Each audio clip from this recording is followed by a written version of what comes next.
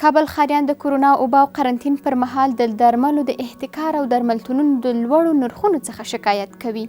دوی همداراز په عامه روغتیا وزارت باندې هم نیوکې لري چې د بازارونو او نرخونو د کنټرول په برخه کې هیڅ ډول حاکمیت نه لري او نه په دې برخه کې خپل مسؤلیت په سم ډول مخ ته وړي. ډاکټران او روغتیایي کارکوونکي هم د هغو درملو کمښت مني چې په دې وروستیو کې د خلکو اړتیا ورته ډیره شوې ده. کابل ښاریان وایي د بدن د تقویې، تبې، انټي بیوټیک او ځینې نورو درملو نرخونه ان تر 10 چندو پورې پورته شوي دي.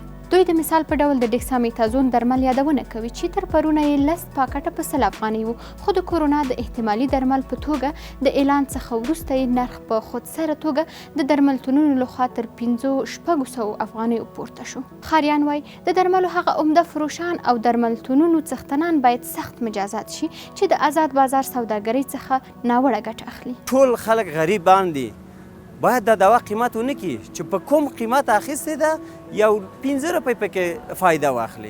دا خو ډیر ظلم ده. موږ د دغه درملتونونو دا خواهست او تمه ده چې دوی باید یو مسلمان یو غریب سر ظلم زیاته ونه پس خیال کنن که همه مردم مثل خود اینها به همچون روزی ضرورت پیدا میکنن، ممکن است به این مرض مبتلا شود.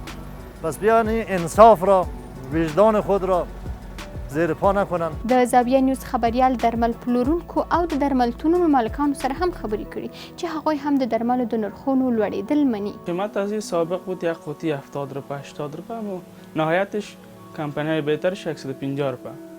فعلا که است امی دوا را به خاطر از امی که به مریضی خوب است این بسیار قیمتش بلند بردن تا قوطی 500 و 600 شده. این مشکل اساسی امی تجارت ماست که جمع میکنن، اتکار میکنن و به قیمت بالاتر به عمده فروشای هتل پروان یا دی افغانان یا بعض کسایی که مفروشه توزیع میکنن. ومو غوښتل چې د درملو احتکار په اړه د خلکو د شکایتونو ځواب له روغتیا وزارت چارواکو واخلو، خو د یاد وزارت ویان د نظر ورکولو ژمنې سره سره بیا هم خبرو ته حاضر نشو.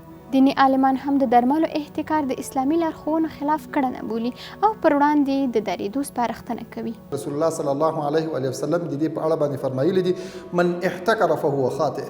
دا د صحیح مسلم روایت دی. هغه وایي څوک چې احتکار کوي هغه خاطئ دی. خاطئ معنا آثم دی، ګناهګار دی. حضرت علی رضی الله تعالی عنہ د احتکار په اړه فرمایل دي څوک چې طعام یا خوراکي توکي احتکار کوي ځان سره یې ساتي د اړتیا پر مهال باندې دغه قسی القلب دی، دا سخت زړی دی. د چارو کارپوهانو په نظر که مسؤلین د توکو د کنټرول په برخه کې خپله دنده په سمه توګه ترسره نه کړي نو د ولس او حکومت ترمنځ واټن زیاتیږي چې بدې پایلې به ولري.